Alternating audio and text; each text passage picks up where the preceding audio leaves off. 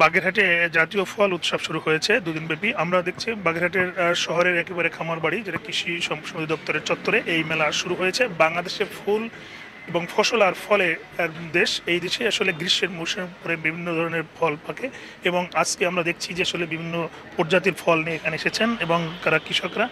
আমরা যদি দেখাই যে বাগেরহাটের যে ফল উৎসব এখানে স্টলে এবং দেশীয় এবং নানান প্রজাতির যে ফল রয়েছে এবং এই ফলের উৎসব এখন চলছে। আমরা দেখতে পাচ্ছি যে এখানে দেশীয় যে আম, কাঁঠাল, লিচু, কলা, এখানে পেয়ারা, এখানে এখানে বিভিন্ন ধরনের যে আমের জাত রয়েছে তারাও কিন্তু এখানে শোভা পাচ্ছে এবং কাঁঠাল এবং জামরুল এবং ড্রাগন সব ধরনের ফল কিন্তু এই আপনার এই উৎসবে, ফল উৎসবে এবং এই ফল মেলায় এখানে কিন্তু প্রদর্শনী করা হচ্ছে। এখানে আমরা দেখতে পাচ্ছি যে অনেক কৃষকরা এখানে রয়েছেন এবং তারা কিন্তু এই ফল এবং তারা উৎপাদিত তাদের ফল এবং এই লোকাল স্থানীয় যে ফলগুলো রয়েছে তারা কিন্তু এখানে নিয়ে এসেছেন। আমি একজন কৃষকের সাথে কথা বলবো যে আসলে এখানে এসে তার অনুভূতিটা কীরকম।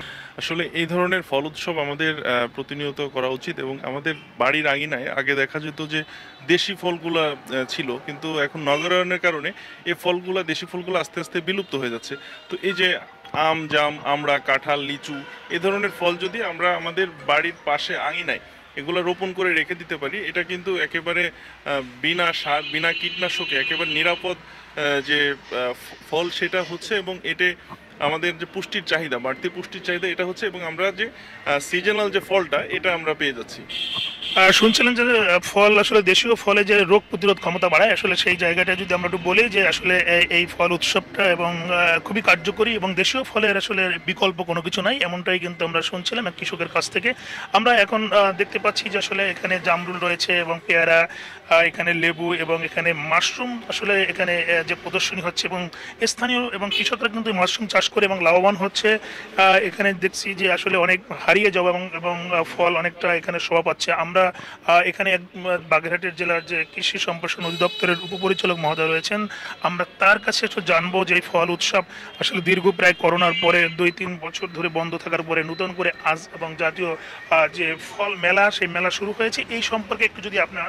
তো এই ফল মেলার উদ্দেশ্য হলো যে আসলে এখন যে বর্ষার মৌসুম, এই বর্ষার মৌসুমে আমাদের যতগুলো ফলের গাছ আছে, রাস্তার পাশের হোক, পতিত জায়গায় হোক, বসতবাড়ির আশেপাশে হোক, এই জায়গাগুলোতে আমরা পরিচালিত এবং অপরিচালিত ফলের চারা যাতে আমরা লাগাতে পারি, সেই লক্ষ্যে আমাদের এই ফল মেলার উদ্দেশ্য।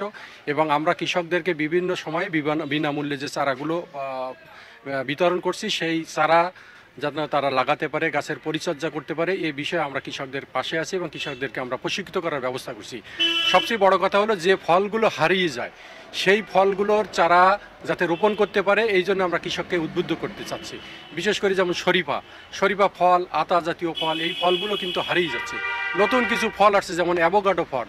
এই অ্যাভোকাডো ফলের কিন্তু অনেক ফুড ভ্যালু আছে এবং আমাদের এখানে খেজুর আছে, ডুমুর আছে, এই জাতীয় ফলগুলো যাতে আমরা লাগাতে পারি, এই জন্য আমাদের কৃষকদেরকে